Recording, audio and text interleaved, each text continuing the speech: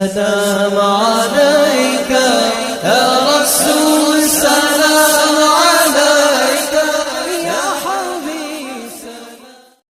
السلام علیکم ورحمۃ اللہ وبرکاتہ. معزز سامعین اکرام، آپ لوگوں کو اذان کے متعلق کچھ میں عرض کر کے رخصتی حاصل کروں گا، مگر آپ لوگ اس پر دھیان دیجیے، توجہ دیجیے، کیونکہ یہ حدیث مصطفیٰ ہے. ہم اور آپ سب جانتے ہیں کہ پروردگار عالم نے خود ارشاد فرمایا کہ جو میرے محبوب کا ہو گیا وہ میرا ہو گیا. تو پیارو، ہمیں چاہیے کہ ہم بھی سرکار سے اتنی محبت کرے کہ رب ہماری ہر دعا کو قبول کر لے. مگر ہم میں بہت سے لوگ ایسے جو اذان سے بہت چڑتے ہیں. تو معزز سامعین اکرام توجہ دیجیے، حضور صلی اللہ تعالیٰ علیہ وسلم نے ارشاد فرمایا کہ خداوند کریم تین گروہ کو عذاب سے نجات دے گا. توجہ دیجیے، تین گروہ کیا ہے جو جن پر عذاب ہونے والا ہے، پر وہ عذاب نہیں ہوگا بلکہ جنت میں داخل ہوں گے. کون کون سا ہے؟ ایک گروہ شہیدوں کا، دوسرا مؤذن یعنی اذان دینے والا، تیسرا جو مسلمان جمعے کے دن یا جمعے کے رات مر گیا ہو.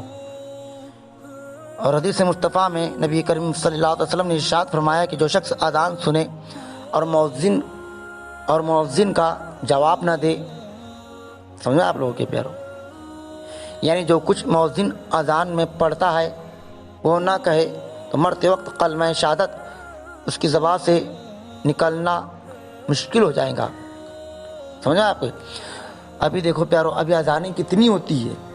ہم اذانوں کے ٹائم پر اتنی بکواس کرتے ہیں، اتنی باتیں پڑھتے ہیں، اتنی باتیں کرتے ہیں، یہاں تک کہ ہماری ٹی وی، ہماری ٹیپ، ہمارے موبائل، ہمارے کمپیوٹر چالو رہتے ہیں، مگر ہمیں اتنی بھی عقل نہیں، اتنی بھی شرم نہیں کہ رب کا نام نکل رہا ہے، رب کے محبوب کا نام نکل رہا ہے، پھر بھی ہم ٹی وی کو بند کرتے، نہ موبائلوں کو بند کرتے، نہ ہماری باتوں کو بند کرتے. ہوٹلوں میں، دکانوں میں، مکانوں میں، بازاروں میں، میدانوں میں، کھیتیوں میں، ہر جگہ جہاں اذانوں کی آواز آتی ہے ہم وہاں الٹا باتیں کرتے. یہ میرے پیارے آقا کا فرمان ہے کہ جو اذان کا جواب نہ دے، اور اذان ہو رہی ہے اگر نہ باتیں کر رہا ہے، وہ شخص اذان ہو رہی ہے اور وہ باتیں کر رہا ہے، تو میرے آقا فرماتے ہیں وہ مرے گا مگر کافر کی موت مرے گا، اسے کچھ ہی نصیب نہیں ہوگا. تو پیارو، اذان کے وقت اپنی ٹی ویوں کو، موبائلوں کو اور اپنی باتوں کو بند کیجئے. ایسا نہ کہ روز محشر رب کہہ دے کہ جب میرا نام آتا تھا، جب تو اذان نہیں دیتا، اذان کا جواب نہیں دیتا تھا، اے فرشتوں گواہ ہو جاؤ، ان کو جہنم میں ڈال دو. مگر ہم کیسے مسلمان ہیں پیارو؟ ہم آقا پر اپنی جان فدا کرنے کا کہتے مگر آقا کے فرمان کے مطابق نہیں چلتے. تو پیارو، جب بھی اذان ہوتی ہے آپ اس کا جواب دے، باقاعدہ جواب دے اور نماز بھی ادا کرے. دیکھیے رب تم سے کتنا راضی ہو جائے گا. تو مرتے وقت کلمہ شہادت اس کی زبان سے نکلنا مشکل ہو جائے گا. نیز جو شخص مؤذن سے اقامت سن کر اسے نہ کہے تو روز قیامت جس وقت تمام مومنین سجدہ کریں گے اس شخص سے سجدہ نہ ہوگا. اور پیارو، اقامت کے وقت بھی بات کرنا منع ہے. تو ہمیں چاہیے کہ جب بھی اذان ہو تو ہم اس کا خیال رکھیں. اور دیکھیے پیارو، حضور اکرم صلی اللہ علیہ وسلم کا فرمان ہے کہ جو شخص ایک دفعہ اذان دیتا ہے اس کے لیے بہشت واجب ہو جاتی ہے. صرف ایک بار اذان دینے سے اس پر جنت واجب. تو دیکھیے جو ہمیشہ اذان دیتا ہے اس کا عالم کیا ہوگا. تو خوش نصیب ہے وہ لوگ جو اذان مسجدوں میں دیتے ہیں. سب سے اچھے ہیں وہ لوگ جو اذان مسجدوں میں دیتے ہیں، اور سب سے پیارے ہیں وہ لوگ جو اذان مسجدوں میں دیتے ہیں. تو پیارو، اذان دو، اذان سے تمہیں جنت ملیں گی، اذان سے تمہیں خوشبوئے نبی ملیں گا. تو پیارو، ہمیں چاہیے کہ ہم اذان دینے کے عادی بنیں. تو ایک بار اذان دینے سے جنت کا مزدہ ملے گا اس کو. اور جو 5 وقتوں کی نماز کے واسطے خدا تعالیٰ کی خوشنودی کے لیے اذان دے تو اللہ تعالیٰ سے اس کی داد چاہے، خداوند کریم اس کے تمام گناہوں کو بخش دیتا ہے. کہ ہمارے پیارے آقا صلی اللہ علیہ وسلم نے ارشاد فرمایا کہ جو آدمی مسجد میں 7 سال تک مؤذنی کرے، خداوند کریم اس کی تمام گناہوں کو مٹا دیں گا اور اسے جنت واجب کر دیں گا اس پر 7 سال تک. بہت سے لوگ اذانوں سے چڑتے ہیں نا پیارو، اذان دیجئے اور ثواب کمائیے۔ میرے آقا کی خود حدیث ہے کہ میرے صحابیوں میں تمہیں وہ بات نہ بتاؤں جو تمہارے علم میں نہیں؟ صحابہ نے فرمایا یا رسول اللہ فداک یا امی، ہمارے ماں باپ آپ پر قربان جائیے یا رسول اللہ، کون سی بات ہے جو آپ ہمیں بتانا چاہتے؟ میرا آقا فرماتے اذان کا اتنا ثواب ہے کہ اگر تمہیں بتا دیا جائے تو تلوارہ اٹھائیں گے آپ، ایک دوسرے کی گردنوں کو مارنا شروع کر دیں گے اور کہیں گے کہ اذان میں دے رہا یا ہم دے رہے۔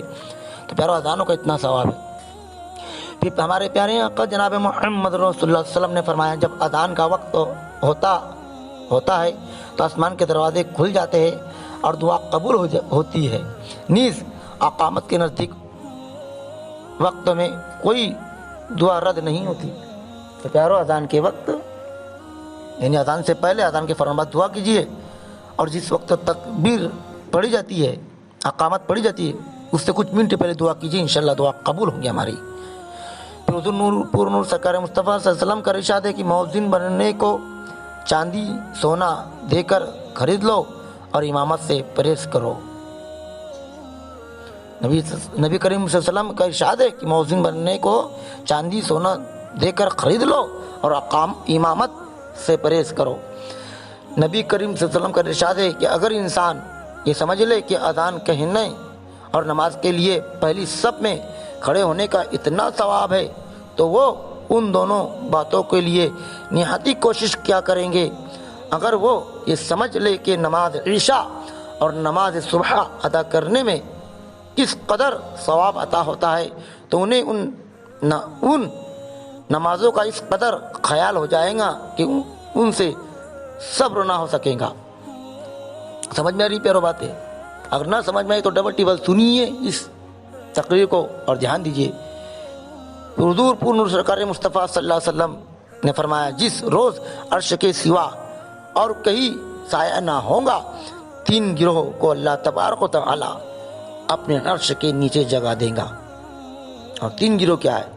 ایک بادشاہ عادل کو یعنی اچھا انصاف کرنے والا، دوم اس مؤذن کو جسے وقتوں پر اذان پڑھنے کا خیال لگاتار رہتا ہو، سبحان اللہ، اور سوم وہ قرآن شریف پڑھنے والا جو روزانہ 200 آیتہ قرآن شریف کے پڑھتا ہو، 200 آیتہ روزانہ۔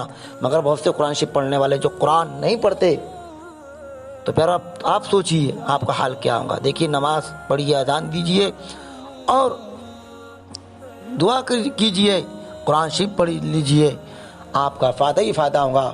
آپ دنیا میں بھی کامیاب ہو جائیں گے اور آخرت میں بھی کامیاب ہو جائیں گے۔